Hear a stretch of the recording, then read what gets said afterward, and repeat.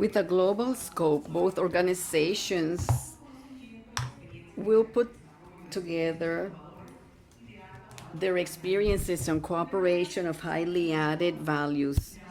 Their logo is, if you walk alone, you'll go faster. If you walk with someone else, you'll get faster. Now we'd like to invite to the podium the individuals who will be signing the agreement: Antonio Torregrosa from the Fundación Valencia Port and Albert Bosch from STC International, with Mr. Francesc Sanchez, Director of the Valencia Port Authority, and Mr. Miquel Karim Alemany, International Business Director of Fundación Valencia Port, and Silvina Pereira Marquez from the Latin American Manager of SBC International.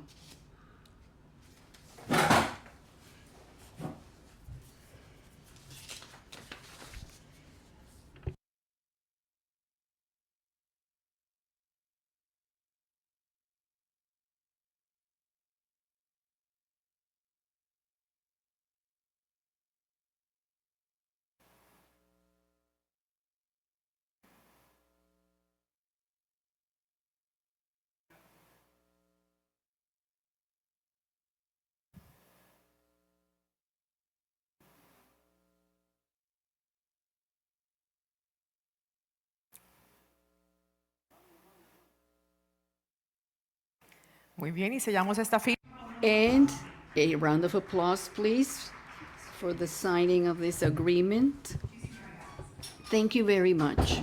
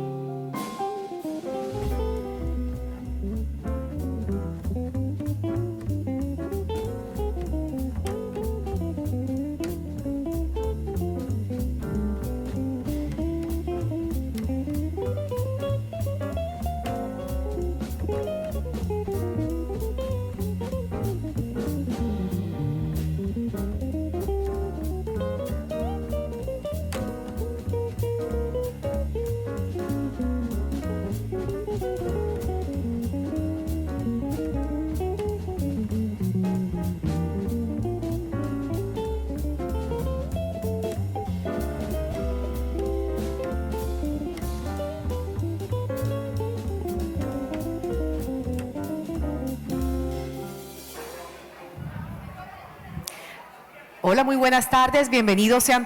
Good afternoon. Welcome back to the conference room.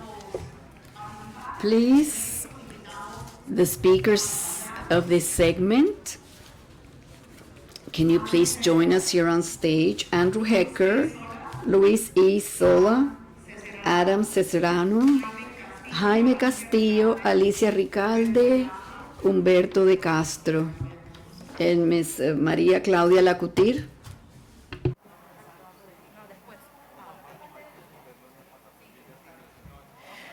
Recuerden los que Those of you who need translation, you can collect a receiver once you enter the conference room.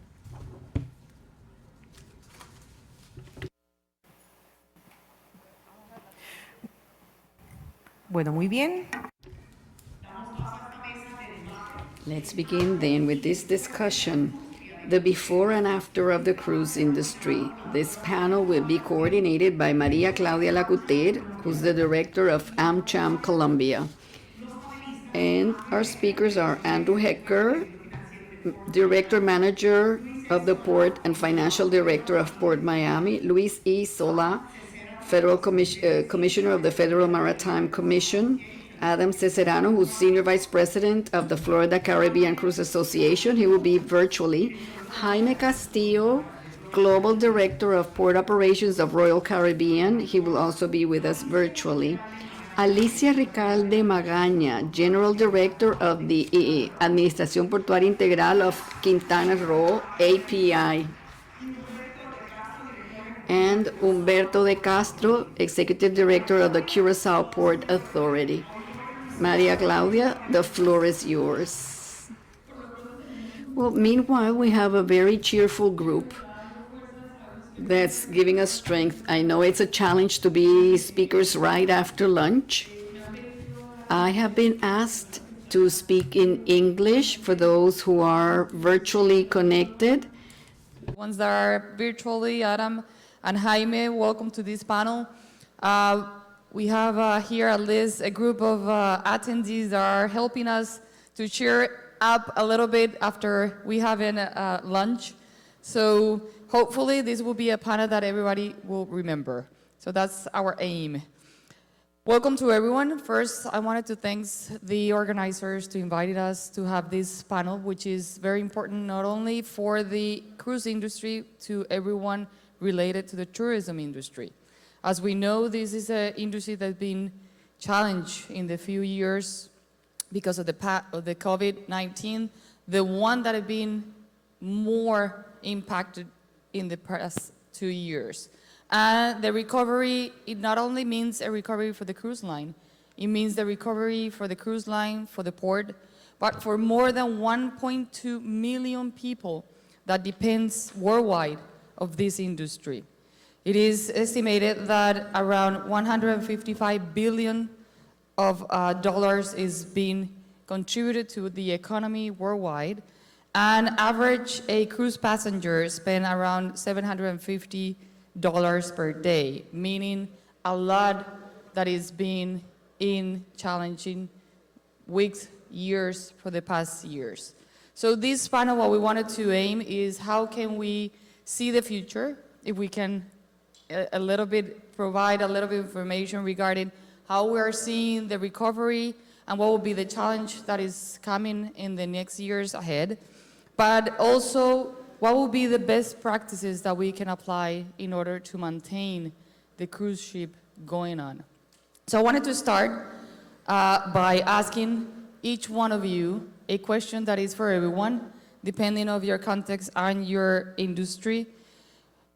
How is developing the start of the cruise line, and what would be the actions that should be restored that were in place before the pandemic, and what actions should be improved? So if you want, we can start like this, and then I will pass the word to Jaime and to Adam. Welcome. Thank you very much. A year and a half ago, we had the no-sail order in the United States, the Ides of March, and cruise stopped. And at that time, we realized how important it is. $54 billion in the United States alone is what the economic impact is. So the good news is that there is a resumption of cruise, and the resumption of cruise is working. So a lot of the protocols that we've put in place because of COVID are working. And basically what that entails is if we do have an infected person or a person that's injured on a ship, we're able to evacuate that person. And I think that is probably the most important goal that we've reached to this point. The second part of the question is how do we go from here and how do we improve cruising? And I believe that that is consumer confidence, that we understand that cruising is safe and it is a very valuable part of the economy. Alicia.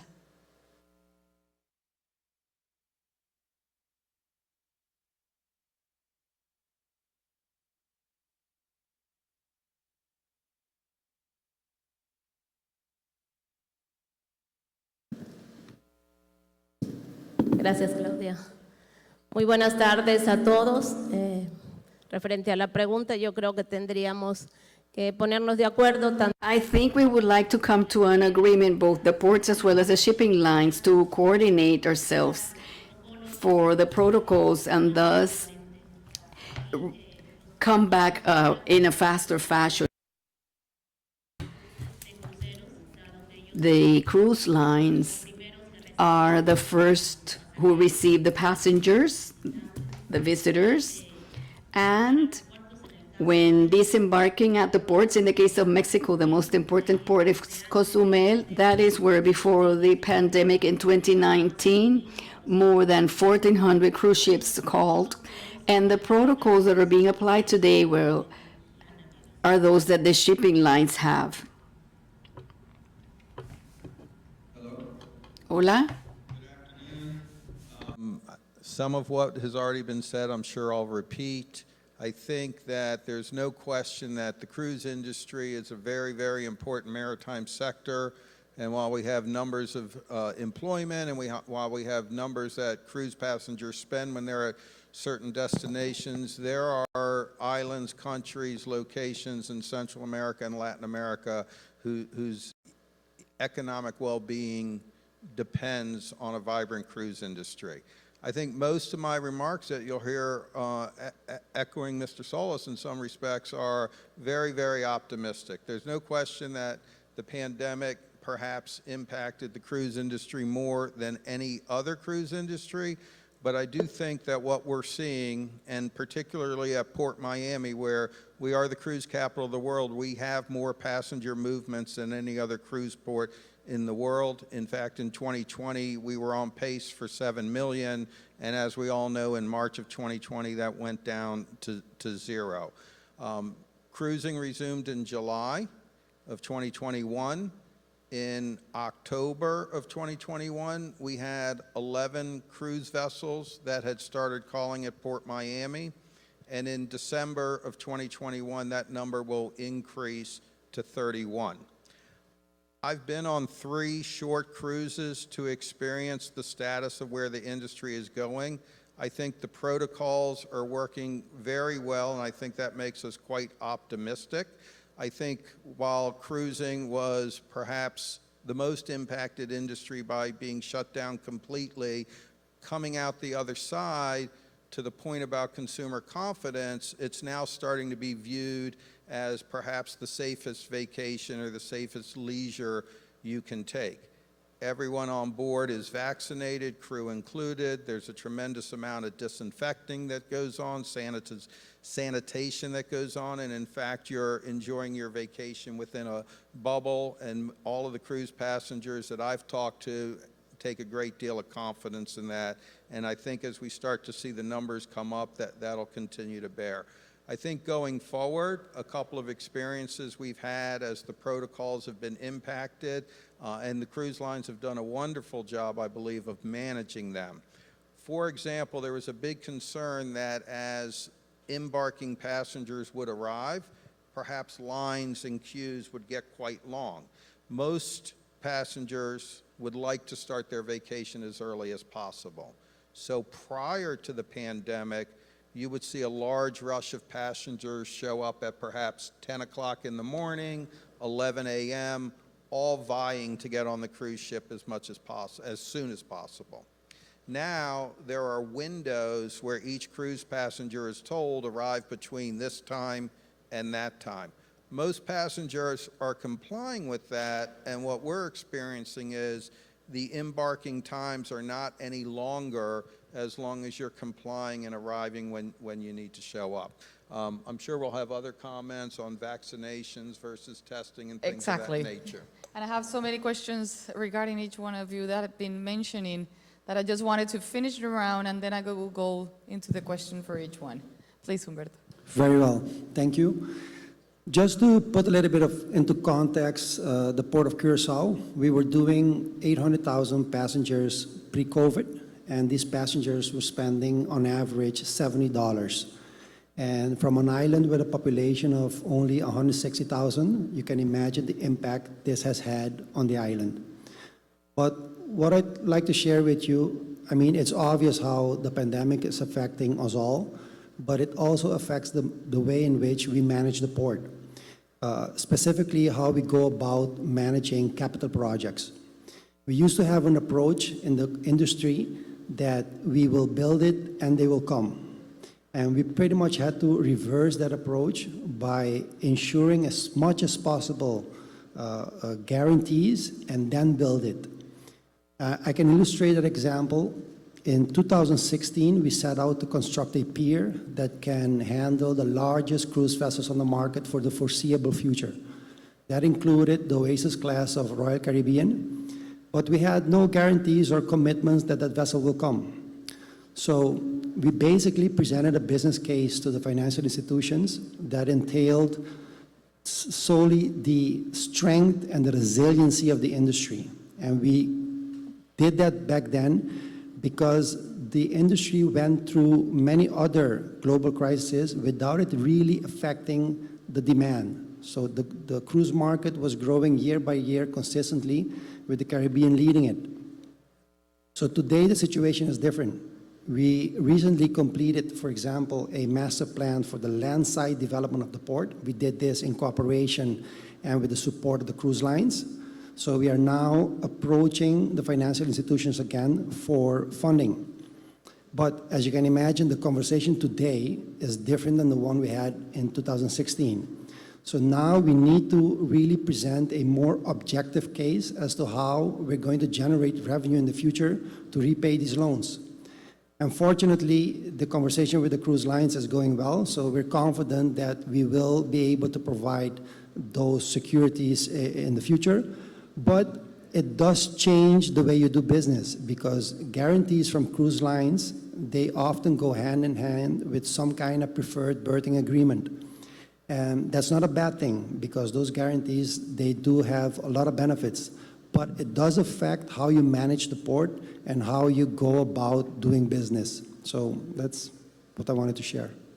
Thank you. And I wanted to pass to Jaime. And regarding what we just heard, as you can see, there are different issues regarding the affirmation of cruise lines are the ones who are putting the protocols, which we know that is more related to the protocols stated by the government of the United States in order to disembark and embark from a port in the United States. But how can we strengthen the relation between the cruise line and the port in this context that we have, and how you're seeing things, and going back to the question that I asked, how you are seeing that we can restore the things that were in place previous to the pandemic and actions that we should improve. And when I'm talking of the actions should we improve, is the actions that we should improve between cruise line and the ports. Okay, I appreciate the question. And first and foremost, good afternoon, everybody. Excited to be here sharing with you and with this, with my colleagues here in the panel about the before and after of the cruise industry. And I like to think about it more of the after than the before. So to go directly to your question, I think it's twofold. I think that I appreciate the comment about the cruise lines are the ones making the protocols, and it is true. I mean, we have started off with a very strong base working with the CDC, talking about this side of the world, right? that has put together a very strong framework that has proven that it works. But in addition to that, in our particular case, in the Royal Caribbean Group, we actually teamed up with our colleagues at Norwegian Cruise Line, and we put together a healthy sail panel that came up with 70+ recommendations. And these, I'm talking about, the top of the minds, even when the vaccines were not even out yet. And those recommendations were are present in our protocols, were actually taken also into consideration by CDC and other organizations, and they have been proven to work. As a sample, between June 1st and October 1st, we as a group, we have moved a little bit over 500,000 guests. And the positivity index on board our ships has been just about 0.07%. That means that out of that 500,000 passengers that we've moved, we've only had 166 cases or so on board. And out of those cases, none of them have been acute. Half of them have been completely asymptomatic. So we've actually monitored them via test and control. So the protocols have proven that they work. Now, let me go to the other part of your question. You're saying, how can we go back to what we had before? I would say that, the industry before had a very strong set of processes. And I can tell you that as we are now restarting in many destinations, and we've had the pleasure to open a lot of destinations to resume and enable our itinerary, most of those practices that we had there before are still there. And we are building on that platform to implement the new set of protocols that have allowed us to become bolder and stronger. Now, the part that, depending on each destination, is special in the way that they need to address how the virus is affecting their community. The part that is being perhaps different from what we had before is if a particular destination wants to start in a more controlled environment, what we are calling internally free flow versus curated or bubble. I know that in the industry, the bubble concept has become a little bit more known, meaning that depending on the level of vaccination and depending on the level of cases that the country has and how much openness they have to cruising, and I'll take, Humberto's cues in the terms of Curacao, as well as their colleagues in Aruba, they have been destinations that ever since we started calling there, they have been open to free flow. It's a combination of our protocols and theirs and their appetite for tourism. And when you have other destinations that have preferred that we start using curated excursions. So one thing is the set of protocols that allow the ship to arrive to the port and allow those guests to enter. And then the other part that we have to look into this is the part about how the guest actually gets to enjoy the destination. And isn't that later part that perhaps going back to what we had before, it might take a little time, but again, we are working this on a destination by destination basis, working with their authorities, not only tourism, but also health authorities, just to make sure that it's a win-win situation and everybody feels comfortable with the resumption of cruises. Adam, you work in behalf of the cruise line, but as well as the port authorities and all the affiliates from the FCCA. I don't want you to do a resume, but how can we see both part? How can we see the needs of the port, the needs of the cruise line? Maria, Claudia, back to you. You hear me? No? Adam, can you hear me? No. I mean, I can hear you. Okay. I can hear you too, but I don't hear Maria anymore. Now, can you hear me now? Let me just. Well, we can hear each other. Yeah. Okay, so I will So we're continue still with my here. question. Oh, there you are. We are here. Bueno, una pregunta para Adam. Usted, desde la perspectiva de FCCA, está trabajando en nombre de los cruceros, los puertos y de toda la industria relacionada con el Caribe para hacer From the perspective of the FCCA, those issues that we should maintain and which one are the ones that we should improve in order to be able to have the recovery in full start? First of all, I'd like to thank everyone for being here today. I think it's important for us always to communicate and talk as much as possible as industry partners and as we move through this crisis, pandemic, and we move through to the full opening that hopefully will happen soon. I think the most important thing that has come out of this is the strength in communication that has happened between the destinations and the cruise lines.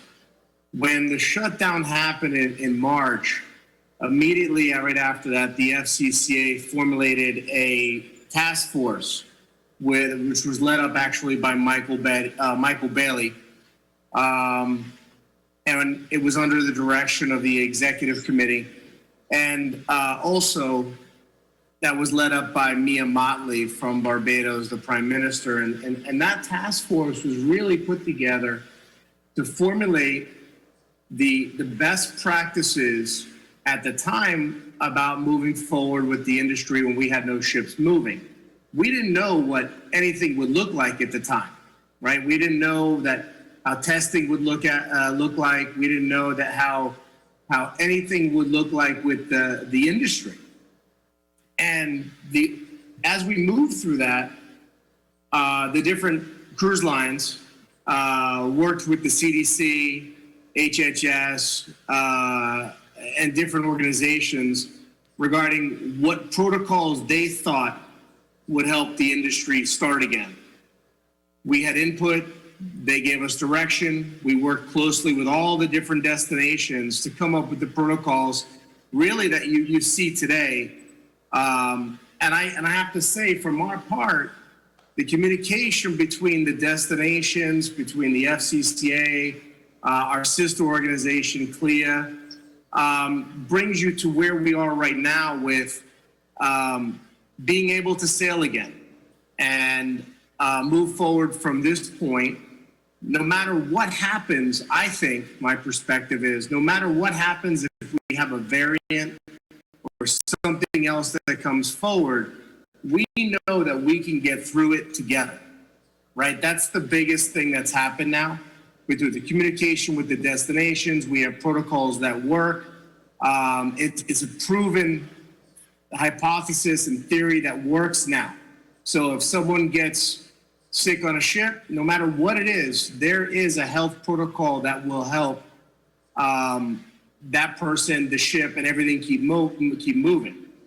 As apart from before, there was a lot of fear. Well, okay, we're not going to let the ship in. Literally, the worst thing we can do is stop as any country and stop as any partners of not moving forward. Now, taking away from that, where we are today is we're in a really good place. We have amazing relationships that have only been strengthened by this crisis. We have destinations that are open to working with us in different ways, but also understand that the industry needs to have a cohesive process and the same type of protocols on the same type of itineraries to move forward, right? So we know that there's open communication. We know there's partnership. We know that the destinations are open to our policies. And, you know, the biggest thing is they miss us, right? You know, it's one of those times when you never know how important someone is to your economy until we're not there. And I know for Colombia's economy, something the industry is over $50 million in direct spending that is missed in 1 year. I think that, you know, you had just under 500,000 passengers that didn't make it to Colombia last year. So from our perspective, I think that the communication is only going to get better. I think the protocols that we've put in place are amazing, and they will only get better for whatever crisis there is in the future. And I think that we're going to have a better industry as we come through this in the next couple of months. Thank you. Andy, I wanted to go back to the issues regarding the protocols that is being taken in place, the results of those protocols that we today have, and now with the new variant, how do you see from the port of Miami, which is the biggest port going out of for Latin America and Caribbean, how do you see the perspective of the new protocols, if we are looking into new protocols or if we can maintain and support and strengthen the protocols that we have. What will be the changes that you are seeing? Thank you. At PortMiami, and as a home port, which has some differences than the destinations, I think for the most part, the current protocols are working well. And I think while we may see tweaks or minor adjustments, until something unknown materializes, you know, the reality is the Delta variant turned out not to be as traumatic as many feared that it might when it first came on the scene. We don't know what Omicron is going to be at the end of the day. And if the current tests detect just as well for future variants as they do for the current, then perhaps there's not so much of an adjustment that's going to be needed. As the home port, with all embarking passengers, right now everybody gets tested. They're a rapid test. They go in isolated pods of small groups. They wait for the results of those tests, and then they board. And what that provides is that as the ship is ready to embark on its voyage, everybody on board has passed the test, you know, therefore this bubble concept. So unless something materializes out of a new variant, I don't really see, I think that the current protocols are working quite well. Luis, for the same questions, the new protocols, the protocols that we have, still there are, we can say we can maintain them, but we don't know what is going to be happening afterwards with the new variants or the new ones that is becoming in the near future. So what type of such solution or global agreement can be done to achieve a uniformity of criteria, both in port and on board? Thank you. I believe that the industry, and Adam hit on it perfectly, is really taking the role on that throughout the region. We, as the federal government, regulate international travel. All cruise traffic is international travel. So, for example, what we try to do is after we got our protocols in place, and what we did is we cherry-picked from the Port of Miami, from Galveston, everywhere else, and then we proposed those onto the ports, which they're implementing perfectly. Then we said, we need to go somewhere. So what we did is first of all, we really tried to strengthen getting the crews vaccinated. And after that, we really pushed hard to give excess vaccines to our destinations. The Bahamas is one example, that I believe that we sent 500,000 vaccinations there to a country that has 300,000 population. Immediately, the Bahamas put in the restriction that you have to be vaccinated to go to the Bahamas. So all the carriers are required to make sure that the passengers are vaccinated to go there. And I believe that each country is going to be individual as it goes along. What I would like to say is that I would like to see the IMO and some other organizations step up for the crews, because we have thousands of crews going on each of these ships that are going to each destination. And in some places, they're not allowed to get off because of their nationality, and some places because of even if they're vaccinated and they are tested. So I'm going to leave it to private industry to continue that collaboration that's going forward. But do you see that there will be a strengthening of regulations in the near future, meaning in the near weeks? I can only speak for the United States, and each country is different. On a cruise ship right now going to many destinations, what we have is herd immunity. Every single person is vaccinated, which is probably more than we have in this room. So it is a very safe method of travel. In the United States, you do not have to be vaccinated from many countries to get in. You have to have a negative test. So each country is a little bit different, and that's up to the local health authorities. Jaime, in this point as well, we're looking and seeing the necessity from the different ports to have not only the ones that are arriving to be vaccinated, because they are going to be in the ship, and in order to be in the ship, they have to be vaccinated with the complete vaccination. But what happens if in the near future, meaning 2 weeks, 3 weeks, with the new variant, do you see any change of arrival from the cruise line in the imports that doesn't or cannot comply with the vaccination required for all the channel, the people that will be working in the cruise industry? How do you see that? Not necessarily, and I think both Andy and Luis addressed this a little bit, but let me give you it from our point of view.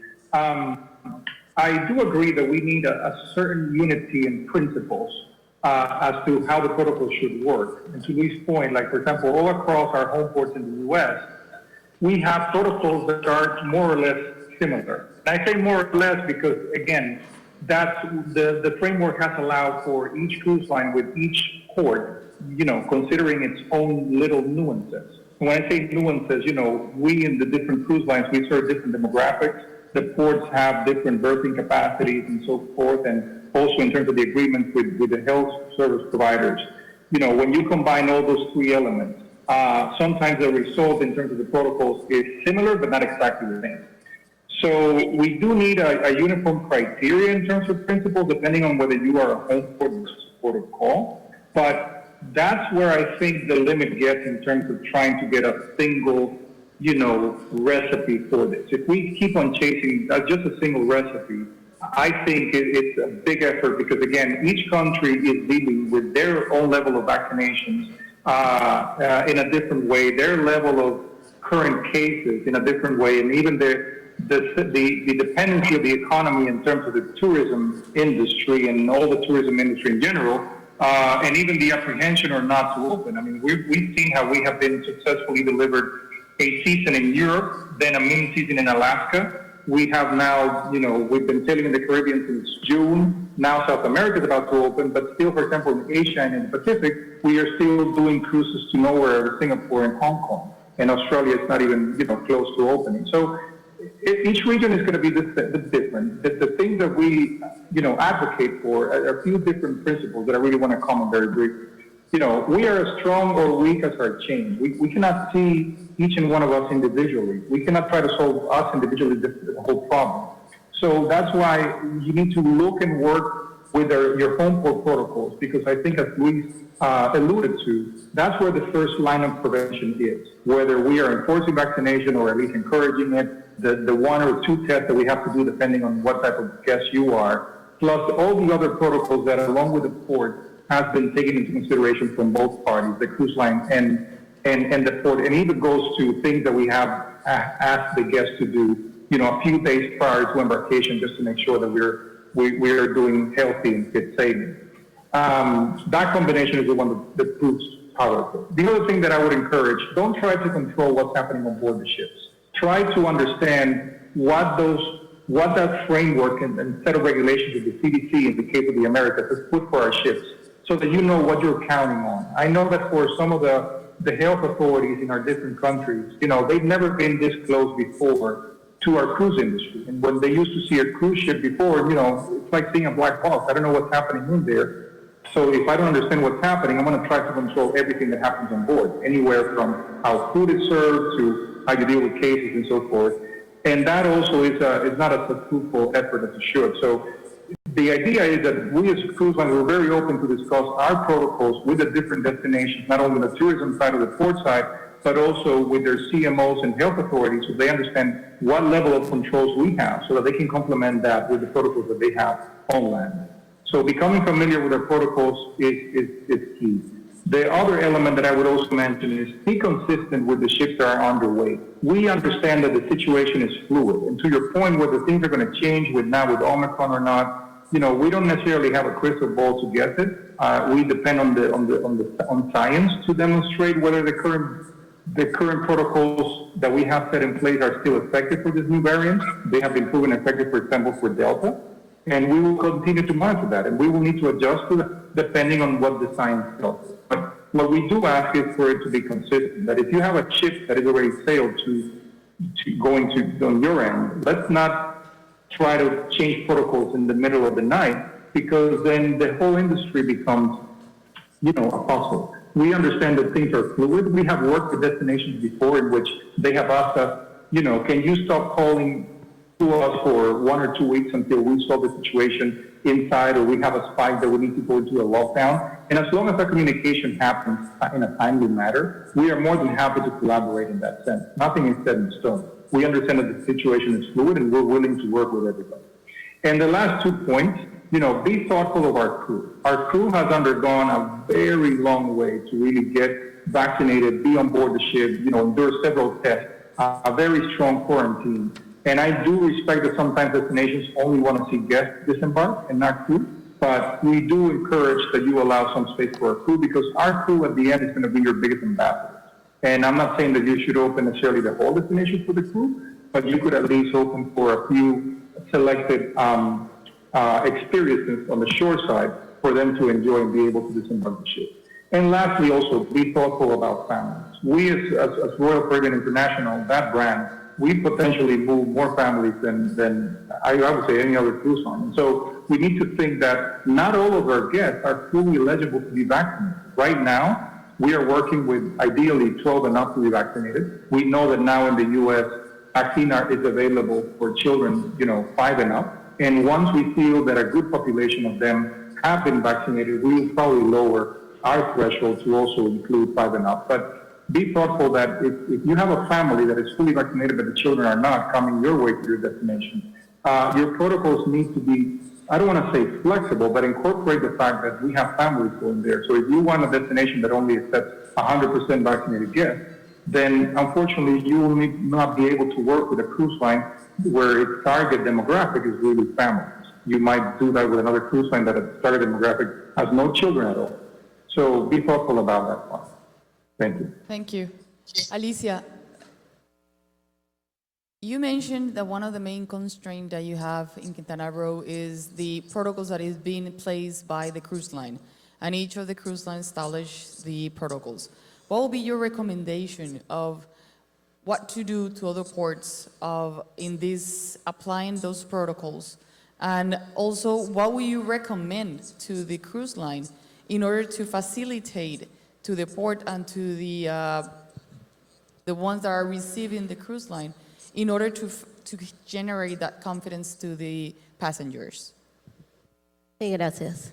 Bueno, los protocolos que se siguen en el gobierno de Well, the protocols followed by the government of Mexico in all the tourist ports are the same.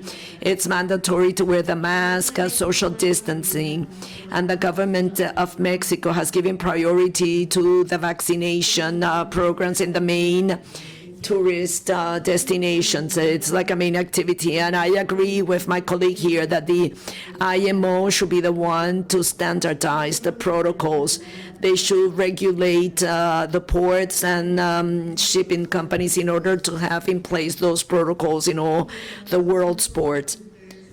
And recommendations on your side to cruise lines that will enable to have that trust in the passenger and also in the cities of destination.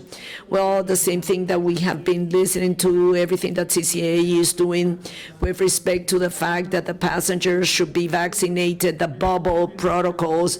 The bubbles have been working, but sometimes they are reluctant to this because there is a monopoly regarding that. Sometimes they take passengers to places that they consider a bubble. So I think that protocols should be followed as it has been, as they have been doing. It has worked. We have safe destinations in Mexico. And we hope that the cruise industry will continue coming to our ports, and that we can reach the levels that we had in 2019. It was exactly in Mexico when the pandemic was felt before any other place, and that's when the cruises didn't visit our ports anymore, and they started with the cancellations. Humberto. The most important actions to highlight carried out by the Port of Curaçao to keep the arrival of cruise ship active, and could an itinerary of several Caribbean ports, like a bubble of several Caribbean ports, be generated to provide greater confidence? Well, I think the most important step we took, and I think Adam and Jaime already alluded to that, is when the pandemic broke out, I mean, to give an example, I've met more with our cruise contacts in the last 18 months than I were meeting in the years before. So even if you refer to, for instance, the threat of a new variant, if you compare the situation in now to before, right now, the decision makers are appointed, the crisis teams are formed, the protocols are in place, the communications lines are well defined. So I believe we are in a much better position. And referring to what I was saying earlier, Curaçao early on took a more of a humanitarian position where our epidemiologists stated that no cruise vessel will be turned away. So of course we will have to assess risks and set up protocols, but that turned into a situation where Curaçao became a hub for cruise lines to repatriate their crew. And that has worked great because ultimately we were also included in one of the first destinations when cruise restarted. So, you know, I think I'm reiterating what everybody's saying already, but the aggressiveness with which we are now communicating with one another, even between ports, sharing protocols and trying to, you know, forecast what's going to happen and prepare. So I think that's the benefit we all draw from the situation. Thank you.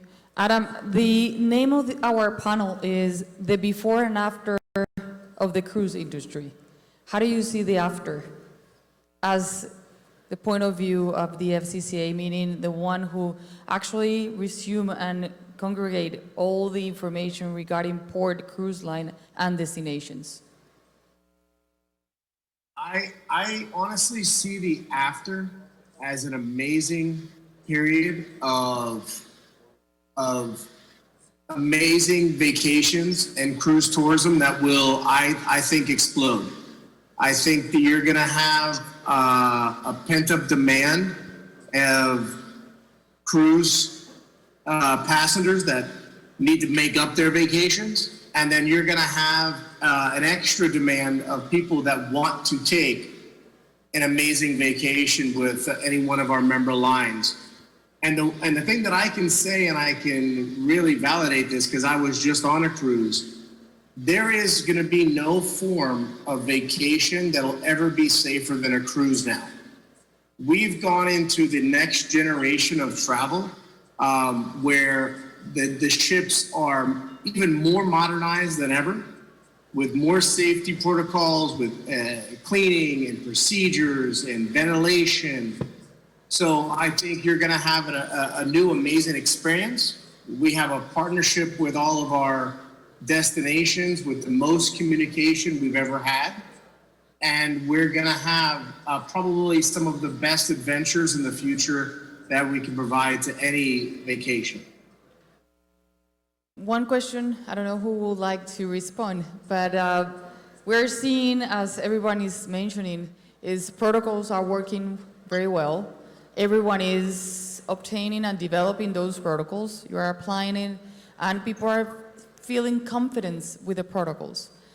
One question that I have is, this after, what it means more cruise line, bubble cruise line, meaning bubble excursion continue to be developed in each of the port, and each of the cruise line would like to have that to maintain the bubble, if we can say the bubble cruise line into arriving into the different ports.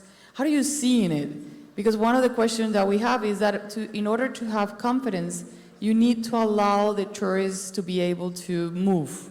You need them to be able to remember an experience. And an experience is very difficult to remember when you are in a bubble. Obviously, you will be visiting the main destination and the main attractions, but it will be very hard, and still you are seeing it on the people when they are arriving into the port, and you ask them, how was the this is a great city, but I cannot move. I cannot be able to have a liberty to walk and buy something and stay in a restaurant to have something to eat because I have to maintain in a bubble.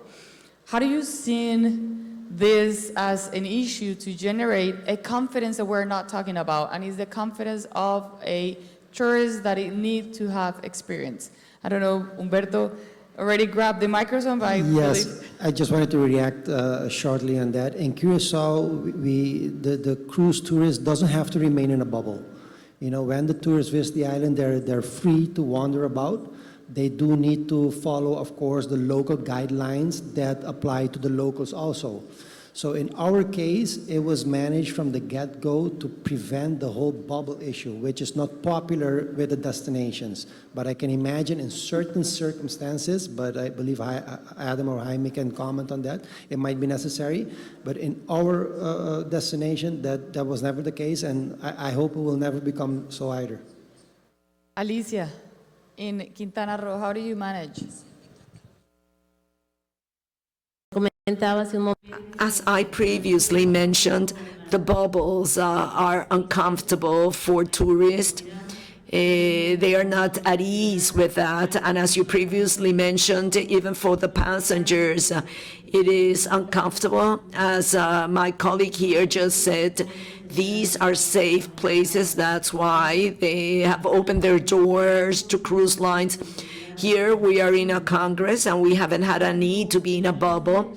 The same thing should happen in all the ports for people to feel free, to enjoy, to walk around, to enjoy nature with that trust. Obviously, protocols are the same. I mean, social distancing, the use of mask, hand washing all the time. I mean, so whenever there is a new threat, we have to be more prudent with our own protocols. It's a matter of responsibility. And obviously, we must not abuse of those protocols in order to try to monopolize ports based on bubbles. These protocols are maintained and strengthen these protocols in the U.S. For every ship until when, if we can predict that? Well, I'd like to say that we've learned a lot in the last 18 months. And what we have done, and I think we've heard it over and over again, is cruising is very safe. It's one of the safest form of travel that we have. And there's going to be new variants, there's going to be new diseases, there's going to be a lot of things that we're going to learn about in the future. And I think going forward, we cannot make the same mistakes that we did before. And the mistake that we made is that a cruise ship under federal law is a level 4 or level 5 trauma center. And if we have somebody that has an injury, we need to get them to a level 1 or a level 2. I don't think that's ever going to happen again. So that, I think, is probably the biggest lesson that we've learned going forward. And is a good lesson that is being learned and is a good news as well. Absolutely. I think we've learned a lot during this pandemic, and I think the industry was singled out over other travel industries and other hospitality industries, and for that they've gone above and beyond, I believe, on what they need to do. And to your earlier point, on if we have a herd immunity on a ship where everyone is vaccinated getting off onto a local population, they pose no risk to the population, nor do they pose any risk on getting back onto the ship.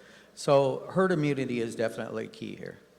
The protocols that have been placed in the Port of Miami is actually one of the, if we can say, success stories in internationally. And we are seeing many people are saying this has to be in place, and look the result that the Port of Miami has been having with the cruise line, which you have many crews departing from the port. What will be like the issues that you are seeing in the near future that have to be considered, and what will be the recommendation to the other ports? It's working so well that to try to envision the issues we're going to face in the future it is a little difficult to pick specific issues. But I will say, if it helps answer the question, is what we've learned is that change is inevitable, both good and bad, and the pandemic is the perfect example of that. And I think, and I want to echo Mr. Solis' comment, is that whatever all of the partners, all of the stakeholders, the ports, the cruise lines, destinations, associations, learning how to react quickly to the unknown, learning how to react quickly to issues that were very, very challenging. Your entire industry is shut down for a period of time. I think has made the entire industry more adept, more nimble to deal with whatever comes up. So I don't see anything arising. It would have to be something I can't envision at the moment that we won't be able to adjust to very quickly. Like COVID.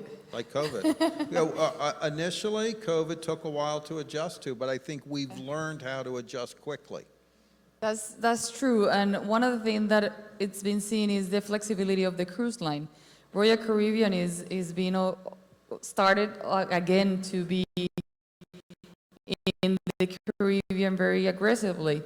Do you see, Jaime, that it would change in the near future, or how the ports can prepare in order to maintain the receivable of cruise line?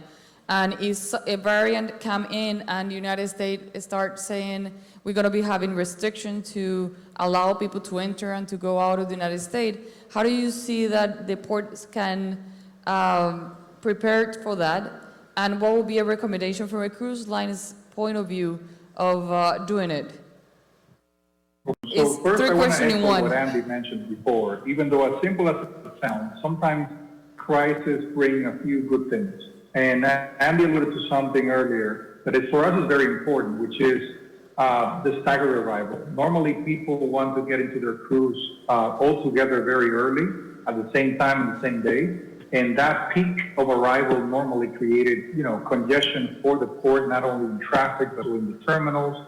And also for us, it demanded, a peak of security services and other, check-in services and so forth that we needed to plan for those peaks. The good thing about the pandemic is that we have 90% of our guests, fully compliant with online check-in and online pre-embarkation process. So we know that they're coming at a staggered arrival, that they have uploaded, vaccine requirements if we are able to do so, depending on the state. The testing requirement is done prior even to arrival. So it kind of helps organize much more the process. And I think that is something that will definitely remain in time. And that is a great thing. The other thing is what I just mentioned, online check-in was something that we were trying to bring and pushing a lot. Not everybody was adept to it, depending on your nationality or your, country. There were countries that were more prone than others, but this whole organization and restart of the industry has helped us organize that process much, much better. And I think that is something that we will keep as a game going forward. To your question about what will remain, as we know, we believe that the CDC after January will remain, we will leave the framework as optional. And who knows, depending on what Omicron ends up being. But I think that the whole industry has seen, the good work of what the framework provides. And I'm sure that voluntarily, some of us, if not all of us, we will continue to follow some of those protocols. As to the question about how can we continue to accommodate and the changes that a possible variant could bring, this probably is going to be, in my opinion, a very, busy, not the busiest winter season that we're going to see in the Caribbean, just because of what I mentioned before, that some of the other regions and destinations are not fully open yet. Now, with that said, I think that all of us as an industry, we have taken a organized approach of restarting, our ships. Well, unfortunately, we cannot bring all of our ships at the same time. It's not as easy as turning on and off a dimmer light. But in our case, at this stage, we have 70% of our fleet already active. We expect to have 82% by the end of the year. And we will probably be 100% operational by the second quarter of next year. So depending on how markets open and we see the demand there, and I think Adam pointed to this earlier, that we have seen the pent-up demand, and at the beginning it was really our avid cruisers and our repeated cruisers who were the first ones to venture to cruising again. But, guest satisfaction, thankfully, is, even with the additional protocols, is actually higher than prior to cruise. And that has, motivated people that were perhaps thinking about making their first cruise to go ahead and do so, and we're looking at a very promising 2022. So lastly, I would just say that you have to, again, work with your home ports. And for example, if your cruises are coming, mostly from the U.S. And we've seen that the U.S. now has taken position in regards to international travel, certain destinations until the Omicron situation is it's a little bit more clear. What we have to see is the protocols that are in place still maintained, because if the U.S. does not allow travelers to come from those destinations, then those travelers that have to fly to the U.S. to get on board the cruise that is coming your way are not going to be able to get your way anyway. So you don't have to put additional measures unless those happen to be those that are for people flying in, because you tend up to be a home port yourself. But if you're a port of call, my recommendation is to work it and see yourself as a chain, working with your home port, be it in this case Miami or any other home port, so that the combination of the protocols between the home port program plus the cruise line prevention program plus your at the destination is the whole combination that really creates the strong chain. And lastly, and I'm sorry, but I do want to address something that Alicia mentioned, just for the record. We as a cruise line, we don't want bubbles. We prefer our guests to do free flow because, as Louis, correctly pointed, we are bringing with herd immunity. You have anywhere else in any other activity, a group of people that has so have an index of vaccination plus additional testing and other protocols being taken. Our cruises are, ranging from 89 to 99% everybody being vaccinated, in addition to being tested prior to boarding the cruise. So our preference is always going to be to free flow the destination, and in this case, the destinations that we have here in this panel, both Curacao and Mexico, particularly Quintana, they do allow for free flow, and the experience for our guests has been great. There are other destinations that, because their health authorities do prepare that, and we follow their instructions, they want to open in a more staggered approach. And perhaps they have both their vaccination programs more in certain tourism sectors, but they don't want to open to the full scale of the country altogether. And we respect that and we follow it. But our preference is always going to be going there in free flow. Adam, one of the things that you mentioned that I believe everyone have agreed is that one of the strengths that is becoming clear a result of the COVID-19 is communication. The possibility to have a strengthened communication between port, between cruise line, between authorities, like everyone step up and be in the same place. What will be, and now that we have that communication, what will be the recommendations to maintain that communication? Because one of the constraints is that we get used to the protocols, we get used to the reality that we live in, and we forget about what we learn. We forget about communication, we forget about what we are putting in place that is being a good result. So how to maintain those good practices, if we can say, as a result of this pandemic, and how to have that good practices to move forward into the time and not forget them. Okay, so I have one word for that. One word, very simple, and we're in this new world now and everyone's getting used to it. Sorry, I have a little shade on my face from my mirror, my window here. I'm trying to get that better. So the one word I'm gonna say is Zoom, right? We've all gotten so used to being able to communicate from anywhere in the world at a moment's notice and have a Zoom call that all works for everyone. And then with the FCCA, we've been able to strengthen our communication using this newer technology, the Zoom call, but then also add that into the FCCA conference, the FCCA membership. We work with C-Trade for their events. So I fundamentally believe you're gonna have a new world where it's gonna be easier to communicate in real time. It's easier to see each other through these Zoom calls that we do now and workshops virtually, and allows people to have access at the other events and have more meetings and actually get more work done and communicate better, because we can see each other real time now, but then go to an FCCA conference, follow up with those meetings, and we don't have to spend a lot of time going back and forth, where we had before, where you had people say travel to different meetings, but then they come back, then they'd see them later. I can go through 10 to 12 different Zoom meetings in a day, talk to 10 to 12 different destinations in a day, as we were doing during the pandemic, work with all those destinations, get some information back and forth, start that free flow of ideas, and then meet with them again during the FCCA conference, during an FCCA Platinum event, and all these. And I know the cruise lines are doing that too. And that's where I think Humberto said that he's had more meetings now than he's ever had before with the cruise executives and more communication, is because it's made it very simple for us to talk to destinations. And they're very open to talking to us faster and more fluid.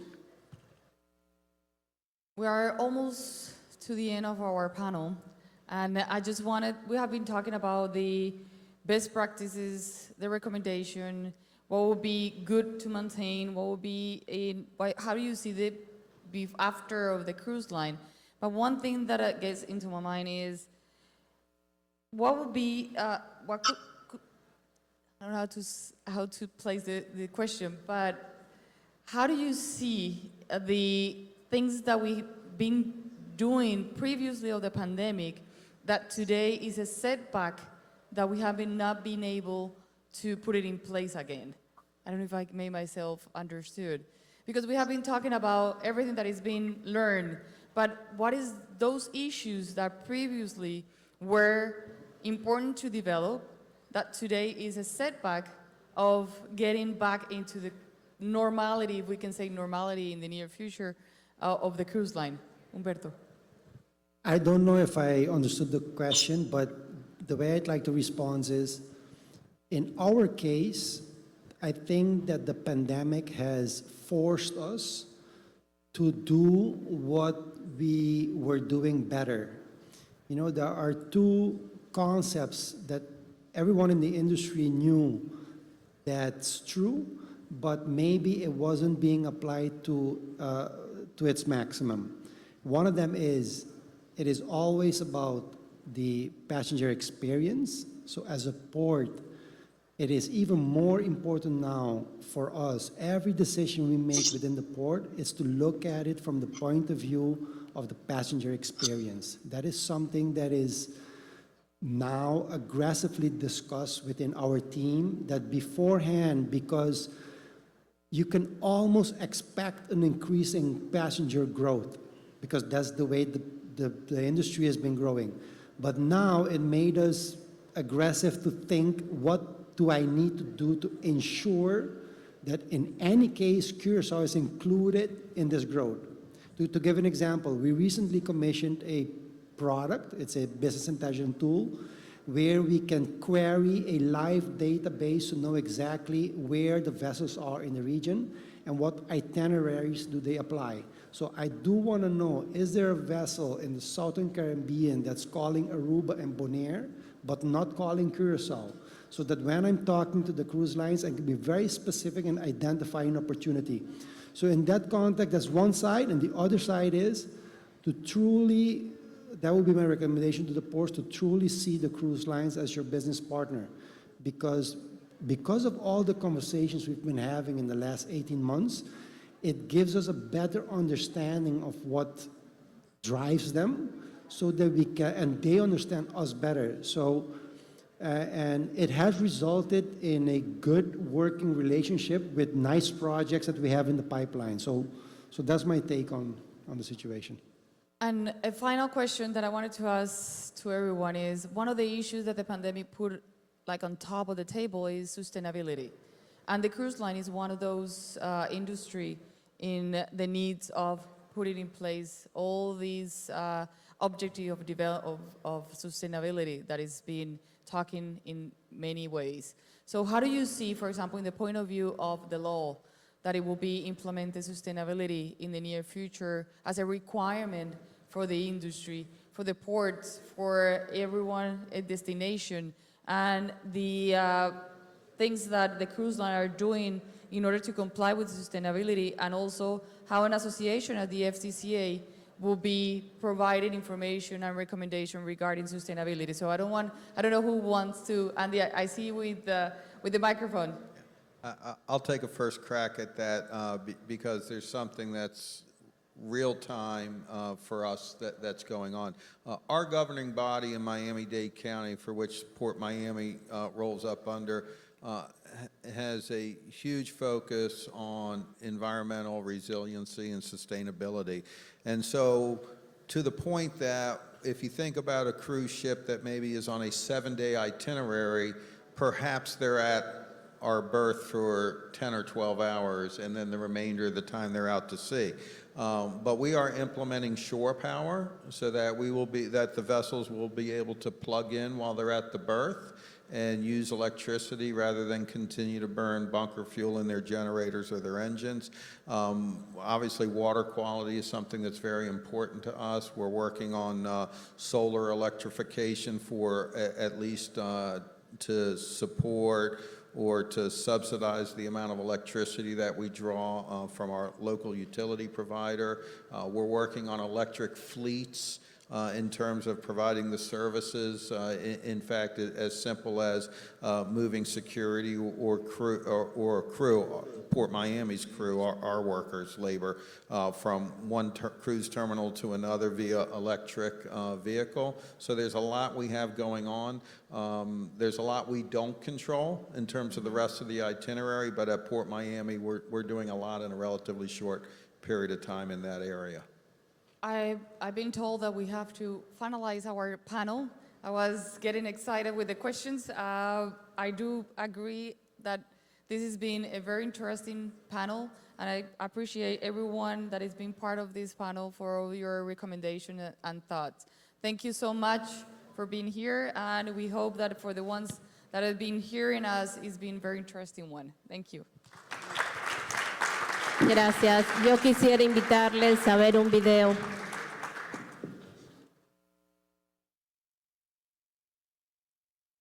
Thank you, everybody. Bye-bye. Es un video para ustedes.